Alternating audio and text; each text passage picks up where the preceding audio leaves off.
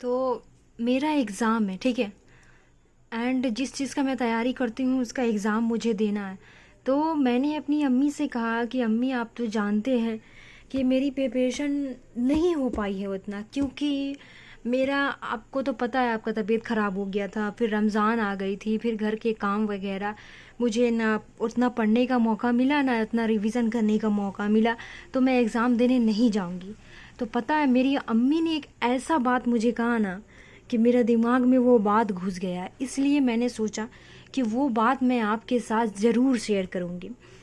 कि मेरी अम्मी ने कहा कि तुमने आज तो मुझे कह दिया है कि अपनी एक्सक्यूज़ दे दी है कि इस वजह से एंड काम के वजह से एंड तबीयत ख़राब की वजह से, फिर रमज़ान में ज़्यादा काम वगैरह हो जाती है, उसके वजह से तुम प्रिपरेशन नहीं कर पाई। मगर ये एक्सक्यूज़ तुम मुझे नहीं दे रही, ये एक्सक्यूज़ तुम ख़ुद को दे रही हो। क्योंकि अगर मैं किसी को ये बता रही हूँ ना कि मैंने ये इसके वजह से मैं अपनी तैयारी नहीं कर पाई, इस अदर वजह से, तो मैं ये मतलब दूसरा को ये भरोसा दिला रही हूँ नहीं, मैं ये खुद को भरोसा दिला रही हूँ कि मैंने एक्सक्यूज़ बता रही हूँ।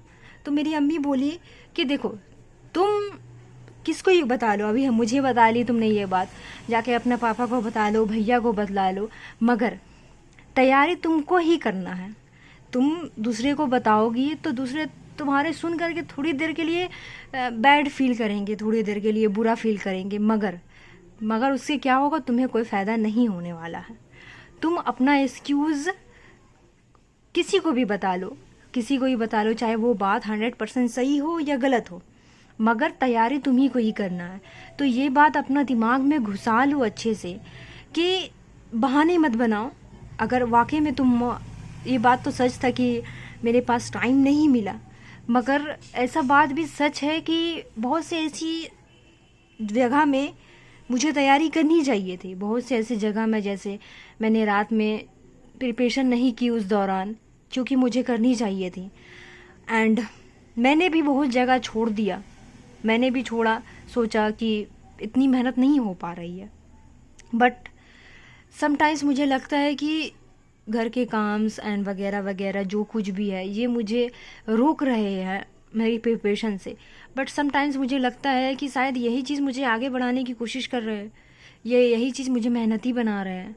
तो एक्सक्यूज़ देने से किसी को कोई फ़ायदा नहीं है, समझ में आया? चाहे वो तुम्हारा एक्सक्यूज़ सही ही क्यों ना हो या गलत ही क्यों ना हो, ठीक है।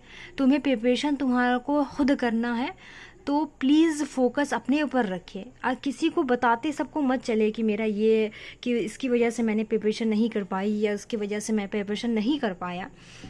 ठीक है, तुम नहीं कर पाए, मगर तुम कर सकते थे अगर तुम अपना 100% देने की कोशिश करते, ठीक है। मेरा भी एग्ज़ाम है, अल्हम्दुलिल्लाह दुआ करना मेरे लिए कि मेरा एग्ज़ाम सही जाए।